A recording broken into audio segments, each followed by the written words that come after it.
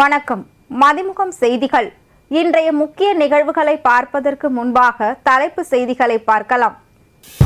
சென்னையில் மழை என்றதுமே வெள்ளம் வருமோ என்ற பதறும் காலம் மாறிவிட்டது. மக்களின் நம்பிக்கையை மேலும் வலுப்படுத்துவோம் என முதலமைச்சர் மு.க. ஸ்டாலின் அழைப்பு. காவிரியில் நீர் திறப்பதை ஒன்றிய அரசின் நீர்வளத்துறை உறுதி செய்ய வேண்டும். காவிரி மேலாண்மை ஆணையத்தின் உத்தரவினை கர்நாடக அரசு பின்பற்ற வைகோ வலியுறுத்தல்.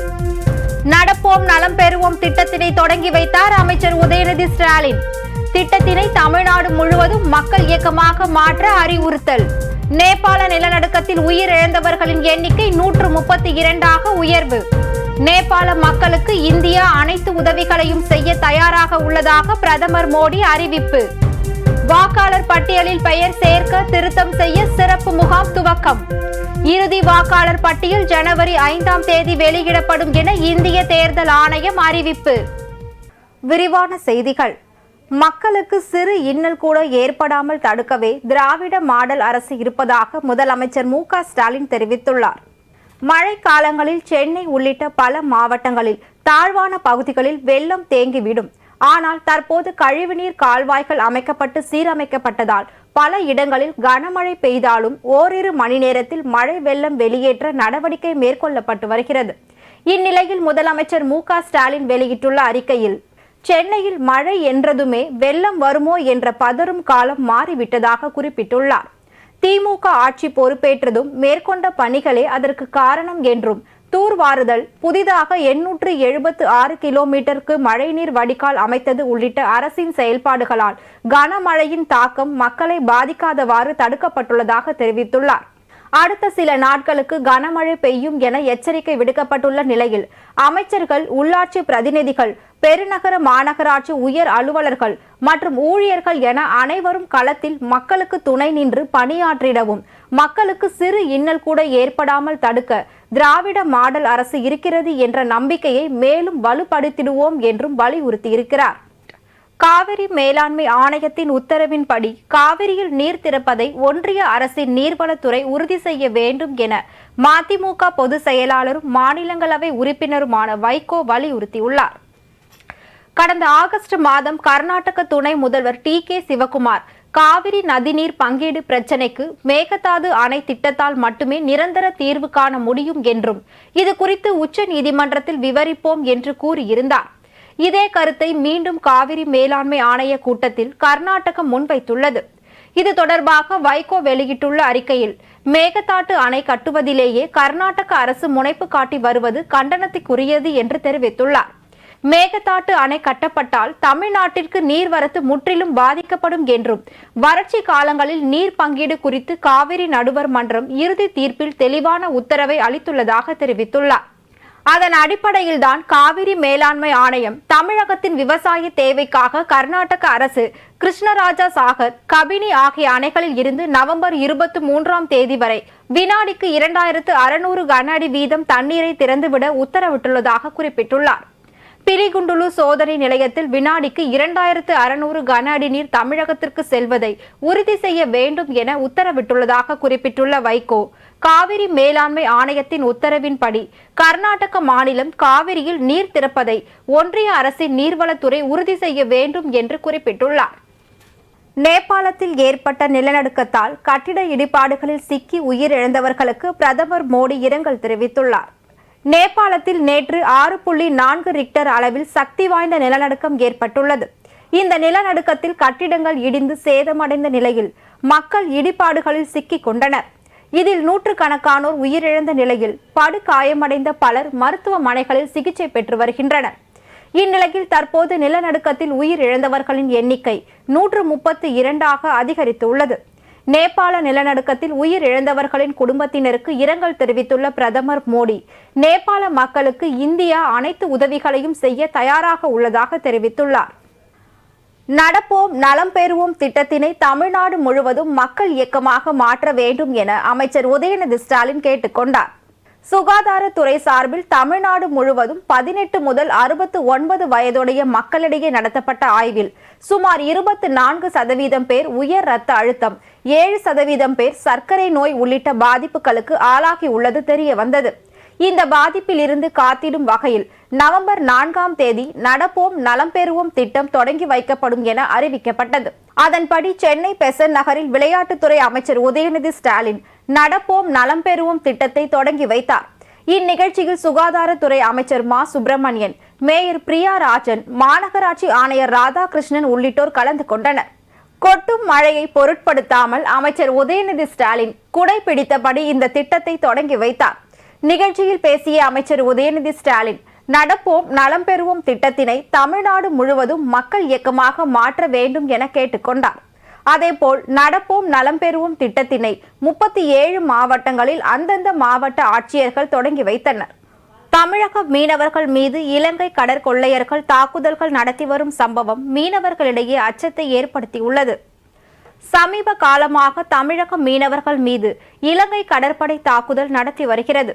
அத்துடன் கடற்கொள்ளையர்களின் தாக்குதல்களும் அதிகரித்து வருகிறது. இந்நிலையில் நாகை மாவட்டத்தை சேர்ந்த மீனவர்கள் கோடியக்கரைக்கு தென்கிழக்கே மீன்பிடித்துக் கொண்டிருந்தனர். அப்போது அங்கு வந்த இலங்கை கடற்கொள்ளையர்கள் 4 மீனவர்கள் மீது தாக்குதல் நடத்தியுள்ளனர். தாக்குதல் நடத்தியது மட்டும் இன்றி 1 லட்சம் மதிப்பிலுள்ள மீன்பிடி உபகரணங்கள், வலைகளையும் அபகரித்து சென்றுள்ளனர். கடற்கொள்ளையர்கள் தாக்குதலில் காயமடைந்த 2 மீனவர்கள் வேதாரண்யம் அரசு மருத்துவமனையில் சிகிச்சை பெற்று வருகின்றனர். இந்த சம்பவம் தொடர்பாக வேதாரண்யம் கடலோர காவல்படை போலீசார் விசாரணை நடத்தி வருகின்றனர்.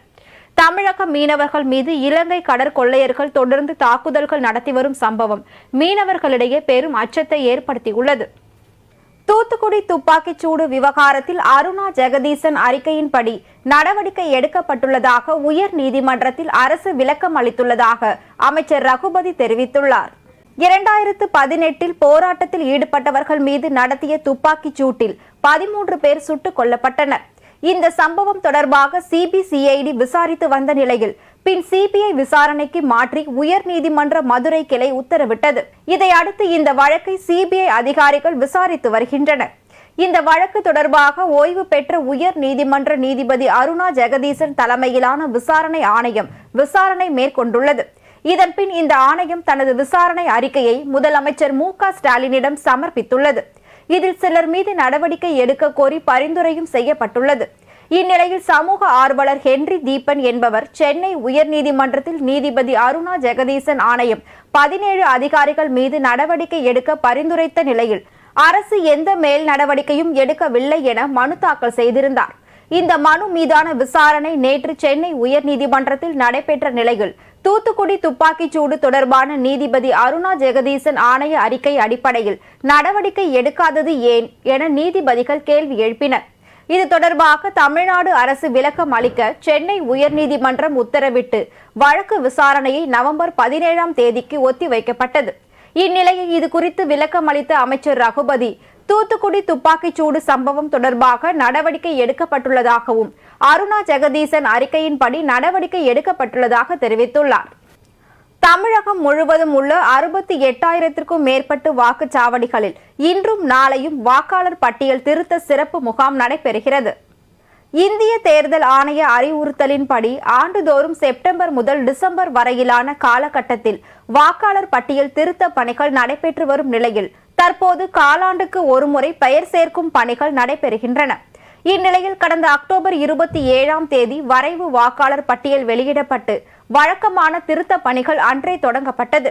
அன்று முதல் பெயர் சேர்த்தல், நீக்கம் செய்தல், முகவரி மாற்றம், திருத்தம் செய்தல் உள்ளிட்டவற்றுக்கு ஆன்லைனிலும் நேரிலும் படிவங்கள் அளித்தும் விண்ணப்பிக்கலாம் என்று அறிவிக்கப்பட்டது.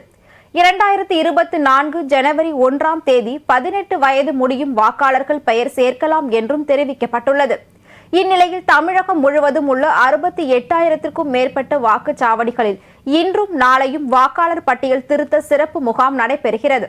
காலை 9 மணி முதல் மாலை 5 மணி வரை நடைபெற உள்ள இந்த முகாமில் வாக்காளர் பட்டியலில் பெயரை சேர்க்க, திருத்தங்களை மேற்கொள்ள இணைய சேவைகளின் மூலம் தகுந்த ஆவணங்களை பதிவேற்றம் செய்து கொள்ளலாம் என்றும் தெரிவிக்கப்பட்டுள்ளது. இந்த பணிகள் டிசம்பர் 9ஆம் தேதி வரை நடைபெற உள்ள நிலையில் அதன் அடிப்படையில் இறுதி வாக்காளர் பட்டியல் 2024 ஜனவரி 5ஆம் தேதி வெளியிடப்படும் என அறிவிக்கப்பட்டுள்ளது. தேங்கும் மழை நீரை 1 மணி நேரத்தில் அகற்றுவதற்கு அனைத்து நடவடிக்கைகளும் எடுக்கப்பட்டு வருவதாக அமைச்சர் கே.என். நேரு தெரிவித்துள்ளார். சென்னையில் செய்தியாளர்களை சந்தித்த அமைச்சர் கே.என். நேரு, சென்னையில் தேங்கியிருந்த மழைநீர் அனைத்தும் 1 மணி நேரத்தில் வடிந்து விட்டதாகவும், மழைநீர் வடிகால் பணிகள் 98% நிறைவடைந்து விட்டது என்றும் 2% மட்டுமே மீதம் உள்ளதாக தெரிவித்தார். சென்னையில் மிக கனமழை பெய்தாலும் அதனை எதிர்கொள்ள தயாராக உள்ளதாக தெரிவித்த அவர், மரம் சாய்ந்து விழுந்தாலோ மழைநீர் தேங்கினாலோ அதனை அப்புறப்படுத்துவதற்கு பணியாளர்கள் தயார் நிலையில் உள்ளதாக தெரிவித்தார்.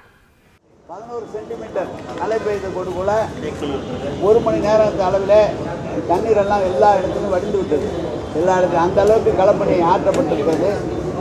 இதுவரை மொத்தம் அந்த மிஸ்ரிங் லிங்க் என்று இருப்பது 30 இடங்களில் மட்டும்தான் இருக்கிறது. அது இளையா முதலி தெரு அந்த இடத்துல மட்டும் 560 மீட்டர் இருக்கிறது. மொத்தமே 3000 மீட்டர் தான் இன்னும் வந்து இந்த மிஸ்ரிங் லிங்க் இருக்க வேண்டியிருக்கு. அது கூட என்ன ஒவ்வொரு இடத்துல என்னென்னா வாட்டர் பைப்லைன் வருது, கேபிள் வருது, இதனால் கொஞ்சம் டிலே ஆகிட்டு இருக்கு. ஆக இன்னும் 2% பணி தான் பாக்கி இருக்குது. 98% பணிகள் நிறைவடைந்து விட்டது. தண்ணீர் வந்து எந்த இடத்துலையும் எந்த இடத்துலையும் தேங்காத அளவுக்கு அனைத்து அதிகாரிகளும் தேர்ந்தெடுக்கப்பட்ட பிரதிநிதிகளும் அமைச்சர் சட்டமன்ற உறுப்பினர்களும் நல்லா கவனித்திருக்கிறார்கள். ராணுவத்தில் பெண் அதிகாரிகளுக்கு கர்னலாக பதவி உயர்வு வழங்க மறுக்கும் ராணுவத்தின் அணுகுமுறைக்கு உச்சநீதிமன்றம் கண்டனம் தெரிவித்துள்ளது. இந்திய ராணுவத்தில் ஓய்வு பெறும் 60 வயது வரை பணியாற்ற நிரந்தர பணி அந்தஸ்து பெற்ற பெண் அதிகாரிகள் ராணுவத்தின் தேர்வு நடைமுறைகளில் கர்னல் பதவிக்கு பதவி உயர்வு பெறாதது தொடர்பாக உச்சநீதிமன்றத்தில் வழக்கு தொடரப்பட்டது. உச்சநீதிமன்ற தலைமை நீதிபதி TY சந்திரசூட் நீதிபதிகள் அடங்கிய அமர்வுக்கு முன் இந்த மனு விசாரணைக்கு வந்தது.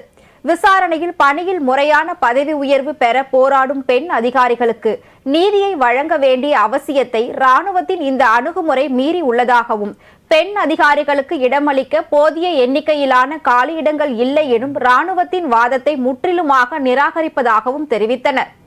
தீர்ப்பு வெளியான 15 நாட்களுக்குள் பெண் அதிகாரிகளுக்கு கர்னல் பதவி உயர்வு வழங்குவதற்கு சிறப்பு தேர்வு வாரியத்தை கூட்ட வேண்டும் என்றும், கடந்த 2021ஆம் ஆண்டு ஜூன் மாதத்தில் இருந்து கட் ஆஃப் கணக்கிட வேண்டும் என பரிந்துரைத்து உத்தரவிட்டனர். சென்னையில் வேக கட்டுப்பாடு இன்று முதல் அமலுக்கு வந்துள்ளது. சென்னையில் பெருநகரத்தில் சாலை பாதுகாப்பை உறுதி செய்வதற்காக வாகன ஓட்டிகளுக்கு வேக வரம்பை பெருநகர போக்குவரத்து காவல்துறை அறிவித்துள்ளது. ஆட்டோக்கள் பகல் 7 மணி முதல் 10 மணி வரை மணிக்கு 25 கிலோமீட்டர் வேகத்திலும், இரவு 10 மணி முதல் காலை 7 மணி வரை 35 கிலோமீட்டர் வேகத்திலும் பயணிக்கலாம் என்று அறிவிக்கப்பட்டுள்ளது.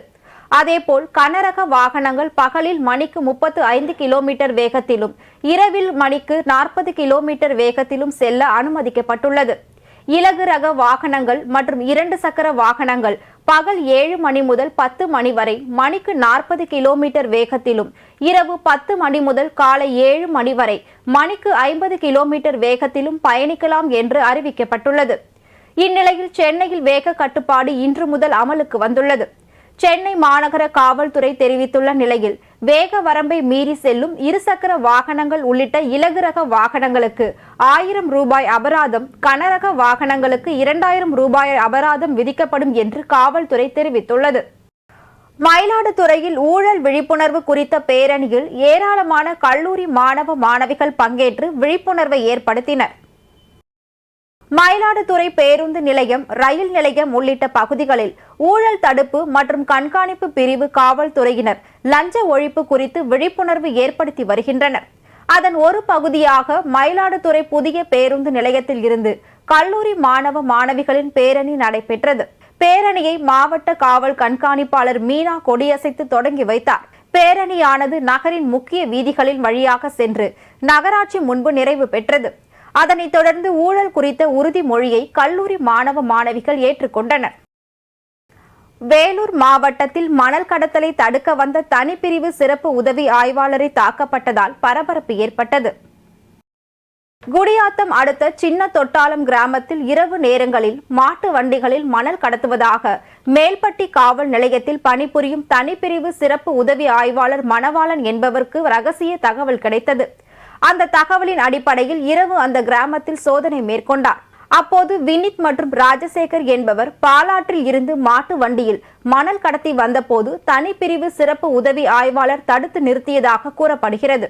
மாட்டு வண்டியில் மணல் கடத்தி வந்த இருவரும் தனிப்பிரிவு சிறப்பு உதவி ஆய்வாளரை தாக்கி அவர் மீது மாட்டு வண்டியை ஏற்றிவிட்டு கொலை செய்ய முயற்சி செய்ததாகவும் கூறப்படுகிறது. இதனைத் தொடர்ந்து மாட்டு வண்டியில் மணல் கடத்தி வந்த இருவரும் கிராமத்தில் காவல்துறையினர் குவிந்ததும் அங்கிருந்து தப்பி ஓடினர். மணல் கடத்தலை தடுக்க வந்த தனிப்பிரிவு சிறப்பு உதவி ஆய்வாளரை தாக்கப்பட்டதாகவும் அவரை கொலை செய்ய முயற்சி செய்ததாகவும் காவல்துறையினர் கிராமத்தில் குவிந்ததால் பரபரப்பு ஏற்பட்டது. ராணிப்பேட்டையில் தமிழறிஞர் வரதராசனார் சிலை மற்றும் குவிமாடம் அமைக்கும் பணிகளை தமிழ் வளர்ச்சி மற்றும் செய்தித்துறை அரசு செயலாளர் செல்வராஜ் ஆய்வு மேற்கொண்டார். ராணிப்பேட்டை கெல்லி சாலையில் உள்ள வாரச்சந்தை மைதானத்தில் 20ஆம் நூற்றாண்டின் புகழ்பெற்ற தமிழ் அறிஞர்களின் ஒருவரும் பல்வேறு இலக்கிய கட்டுரைகள், ஆராய்ச்சி நூல்கள், புதினங்கள் மற்றும் சிறு கதைகள் ஆகியவற்றை தமிழில் படைத்து மதுரை காமராஜர் பல்கலைக்கழக துணை வேந்தராக பணியாற்றிய பன்முக ஆற்றல் கொண்ட தமிழ் அறிஞர் வரதராசனார் திரு உருவ சிலை 65.75 லட்சம் மதிப்பீட்டில் அமைக்கப்படும் பணிக்கு தமிழக கைத்தறி மற்றும் துணிநூல் துறை அமைச்சர் ஆர் காந்தி பூமி பூஜை செய்து பணியினை தொடங்கி வைத்தார்.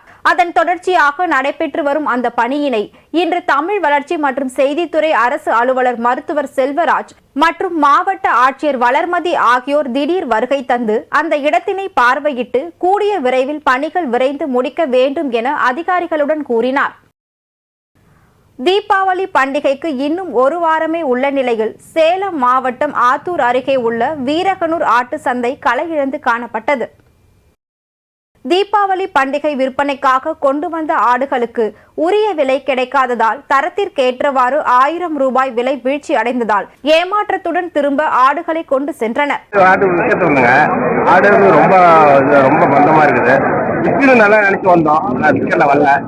வந்த பார்க்கும்போது நஷ்டம் தான் ஆகுது. எங்களுக்கு ஒன்றும் பலன் ஒன்றும் இல்லை.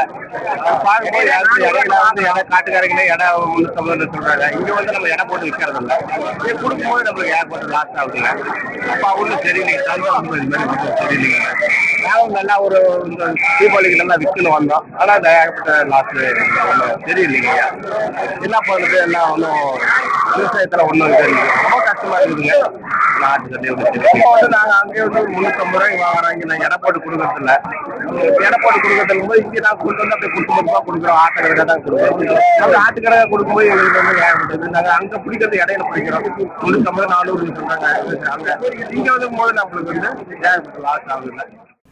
வேலூர் மாவட்டம் காட்பாடியில் உள்ள அரசினர் ஆண்கள் மேல்நிலைப் பள்ளியில் அரசு பள்ளிகளின் மாணவர்களுக்கான கலை திருவிழா நடைபெற்றது. நடனம், பாட்டு போட்டி, பேச்சு போட்டி, கிராமிய கலைகள், கட்டுரை, ஓவிய போட்டிகளில் வெற்றி பெற்ற மாணவர்களுக்கு மாவட்ட ஆட்சியர் குமாரவேல் பாண்டியன் பரிசுகள் வழங்கி சான்றுகளையும் வழங்கி பாராட்டுகள் தெரிவித்தார். இதற்கிடையே வேலூர் கோட்டை காந்தி சிலையின் அருகில் பொது சுகாதாரத்துறையின் சார்பில் நடப்போம் நலம் பெறுவோம் நடைபயிற்சியை மாவட்ட ஆட்சியர் குமாரவேல் பாண்டியன் துவக்கி வைத்தார். மதுரை மாவட்டம் 100வது வார்டு பகுதிக்கு உட்பட்ட சந்தோஷ் நகரில் கழிவுநீர் வெளியேறுவதற்கான முறையான வசதிகள் இல்லை என அப்பகுதி மக்கள் புகார் அளித்துள்ளனர். ராணி மங்கம்மாள் 10ற்கும் மேற்பட்ட தெருக்களில் 1000ற்கும் மேற்பட்ட பொதுமக்கள் வசித்து வருகின்றனர். கழிவுநீர் வெளியேறுவதற்கான முறையான வசதிகள் இல்லாததால் கழிவுநீர் சாலைகளில் வெளியேறி சாலைகள் முழுவதும் சேரும் சகதியுமாக காணப்படுகிறது. சாக்கடை நீர் மட்டும் வெளியேறி வந்த நிலையில் வடகிழக்கு பருவமழை தொடங்கியுள்ளதால் தற்போது சாக்கடை நீர் மற்றும் மழைநீர் சேர்ந்து சாலை முற்றிலும் சேரும் சகதியுமாக அதிகமாக காணப்படுகிறது. வேலூர் மாவட்டத்தில் கொலை வழக்கில் கைதான பாபு அகமது ஷேக் என்பவருக்கு 2000 ரூபாய் அபராதமும் அபராத தொகையை கட்ட தவறினால் ஓராண்டு சிறை தண்டனையும் வழங்கப்பட்டுள்ளது. வேலூர் மாவட்டம் காட்பாடியில் பெண்கள் மேல்நிலை பள்ளி அருகே உள்ள பேருந்து நிலையத்தில் தானந்தா கிரி என்ற சாமியார் தூங்கிக் கொண்டிருந்த போது அவரை பாபு அகமது ஷேக் என்பவர் கொலை செய்துவிட்டு தப்பி ஓடிவிட்டார். இந்த வழக்கு மாவட்ட கூடுதல் விரைவு நீதிமன்றத்தில் நடந்து வந்தது. சாமியாரை கொலை செய்த பாபு அகமது ஷேக் என்பவருக்கு நீதிமன்ற ஆயுள் தண்டனையும் 2000 ரூபாய் அபராதமும் அபராத தொகையை கட்ட தவறினால் மேலும் ஓராண்டு சிறை தண்டனையும் வழங்கி தீர்ப்பளித்துள்ளது. 5/11/2020 அன்று காட்பாடி பெண்கள் மகளிர் பள்ளி அருகில் தயானந்தகிரி என்பவரை ஒரு மோட்டிவுக்காக பாபு அகமது என்பவர் மாலை 4:30 மணி அளவில் கொலை செய்துவிட்டார்.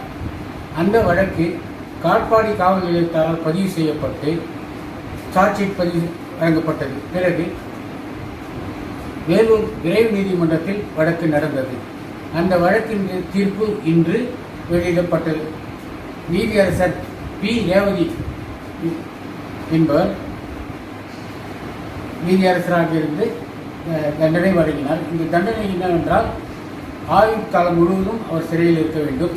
மேலும் 2000 ரூபாய் அபராதம். அந்த 2000 ரூபாய் அபராதம் கட்ட தவறினால் மேலும் 1 வருடம் இருக்க வேண்டும். இந்த வழக்கை நான் அரசு தரப்பு வழக்கறிஞராக என்னுடைய பெயர் கே. சம்பத் இருந்து நடத்தினேன். அரியலூர் மாவட்ட விளையாட்டு அரங்கில் போக்குவரத்து துறை அமைச்சர் சிவசங்கர் நடப்போம் நலம் பெறுவோம் நிகழ்ச்சியை துவக்கி வைத்தார். அரியலூர் மாவட்ட ஆட்சியர் ஆனிமேரி ஸ்வர்ணா தலைமையில் நடைபெற்ற இந்நிகழ்ச்சியில் ஜெயங்கொண்டம் சட்டமன்ற உறுப்பினர் கண்ணன், அரியலூர் சட்டமன்ற உறுப்பினர் சின்னப்பா, மாவட்ட சுகாதாரத்துறை அலுவலர் அஜிதா மற்றும் ஏராளமான பொதுமக்கள் நடைபயிற்சியில் கலந்து கொண்டனர். வேலூர் மாவட்டத்தில் வெளிமாநிலத்திற்கு பேருந்து மூலம் கடத்த இருந்த 650 கிலோ ரேஷன் அரிசியை பறக்கும் படையினர் பறிமுதல் செய்தனர். பேரணாம்பட்டு பகுதியில் இருந்து வெளிமாநிலத்திற்கு பேருந்து மூலம் அரிசி கடத்துவதாக பறக்கும் படை தனி வட்டாட்சியர் விநாயகமூர்த்திக்கு வந்த ரகசிய தகவலின் அடிப்படையில் சோதனை மேற்கொண்டனர். சோதனையின் போது பேரணாம்பட்டிலிருந்து விகோட்டா செல்லும் சாலையில் உள்ள ஒரு பேருந்து நிலையத்தில் இருசக்கர வாகனத்தில் மர்ம நபர் ஒருவர் ரேஷன் அரிசியை கடத்தி முயன்றது தெரிய வந்துள்ளது.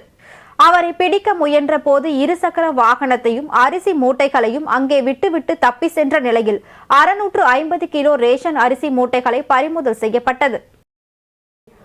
மயிலாடுதுறை அருகே மன்னம்பந்தலில் உள்ள ஏவிசி கல்லூரி கூட்டரங்கில் மாவட்ட வளர்ச்சி ஒருங்கிணைப்பு மற்றும் கண்காணிப்பு குழு கூட்டம் நடைபெற்றது.